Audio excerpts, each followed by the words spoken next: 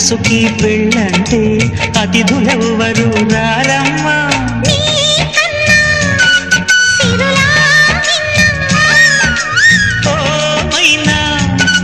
మన మనవును మెచ్చిన మనసులు పెట్టిన సుముహూర్తం ఇది.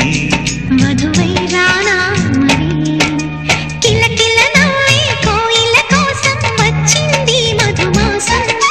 మిలమిల మెరిసే చంద్రుడి కోసం తెర తీసెను సాయంత్రం.